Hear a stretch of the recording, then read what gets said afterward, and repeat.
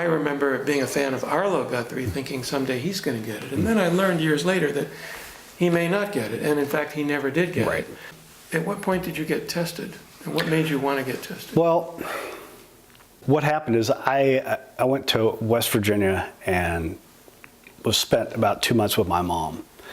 And after spending that time with her, it kind of started, I started questioning, am I going to have this? Do I have this disease?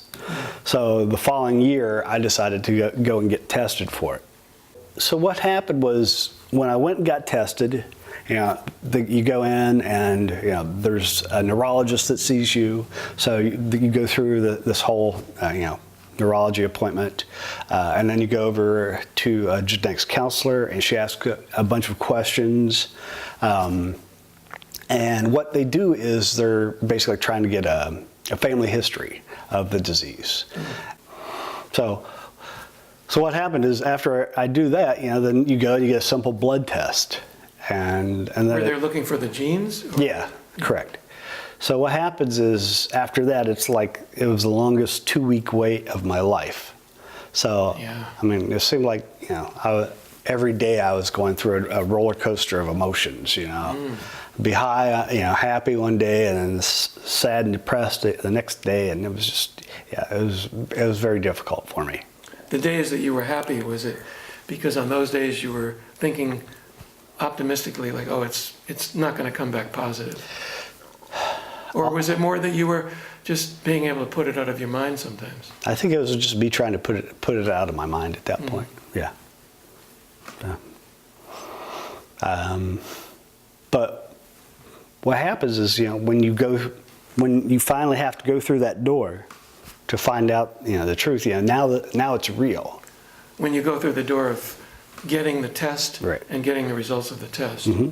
Yeah, so it's like that's a door no one wants to go through. Right, exactly. So it's like I could prepare myself all I wanted, but now it's real. So, and basically what happened is I went in there and she told me that I had 43 repeats and that I had inherited the gene from my mom. What does 43 repeats refer to? Basically what they do is they do test on they have CAG repeats. There's these tests that they do, and 40 and above, you will have symptoms. 30, there's kind of like a gray area between 31 and 39, where you may not have it, and you could possibly pass it on to a family member. Pass it on, but you may not be symptomatic. Right.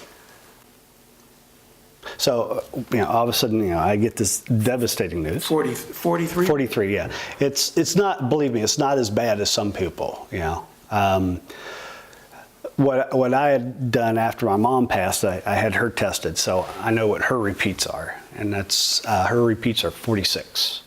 She had 46 repeats, and the level of repeats, the number of repeats, indicates how severe, how symptomatic you're going to be. Right. But the thing is, I have to keep telling myself that, as bad as it is, it's, I know I could be a lot worse than some of my friends. Some of them, have already died that were my age. Some of them are in nursing homes already, who are my age or younger. How did you make all these friends who have Huntington's?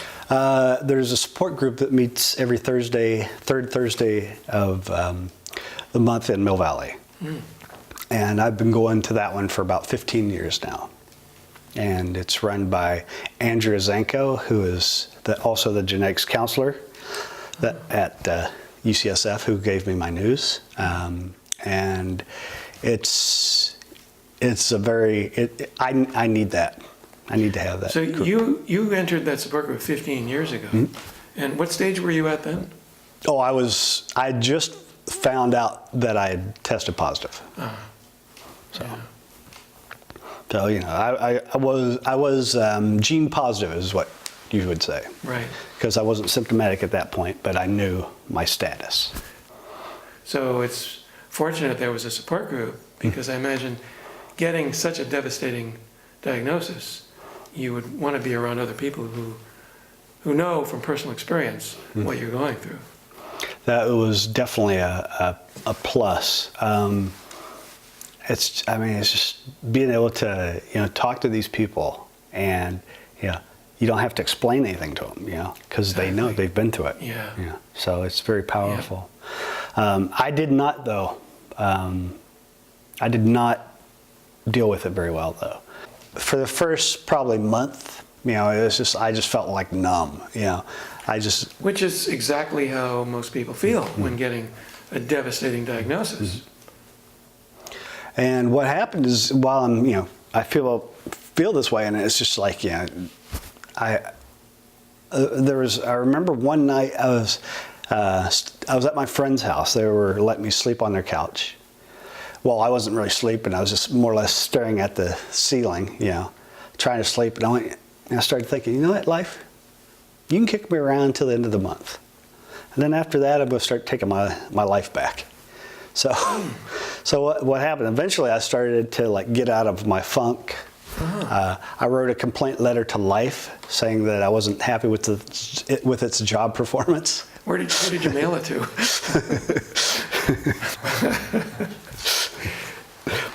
So you were pretty self-aware. Yeah. To be able to see that you weren't really taking charge of your life. You were allowing the disease to victimize you. And you decided you really wanted to master your life and be in charge of it. Very you true. Want to be in full control of your life. Right, very true, yeah. And do you think maybe that new attitude allowed you to maybe do better with the disease? Yes, I believe so. That was something that I realized that, if I was going to live with this disease, I wanted to be as positive as I could with it. I figured, this was the hand I was dealt in life, and, so this is the hand I got to play. Yeah. So what happened was, it got me interested in going and doing, educating basically students. So I started speaking at. So what motivated you to do that? Actually, a friend of mine. Andrew Zanko, my genetics counselor, who talked to me about it. She said, you know what, I've been approached by the folks here at the university, and they are... This is a medical school? This is at University of California, San Francisco. Yeah, University of California, San Francisco Medical Center. Yes. Yep. So these are medical students? Yeah. Yep. So they were approached, she was approached by one of the instructors there about having someone with Huntington's disease come in and talk. So I was like, all right, this sounds good to me, let's do it. So... Sounds good to you, let's do it because... Well, but here's the thing, okay. I was really petrified, but my thing is I'm doing a film, okay, on Huntington's disease. So at some point, I'm going to have to go and talk to people. So I figured, well, I might as well, get it in, start practicing right now. So it was, it was terrifying for me, believe me, the first time that I did it. Because you weren't used to public speaking? Oh, not at all, not at all. And also, was it also because you were really revealing yourself? Yes. Yeah, exactly. It's when I do these talks, I try to be as open as I can be. I try to just let it all, let it all hang out. So, if I'm having a good day, I'll tell them. If I'm having a bad day, I'll tell them, So I try. And this is very different from medical students just going to hear a lecture from a professor about Huntington's disease. Right. Yeah, because what happens is they actually get to talk. I talk to them and answer their questions. I'm just curious how having the disease affects your social life.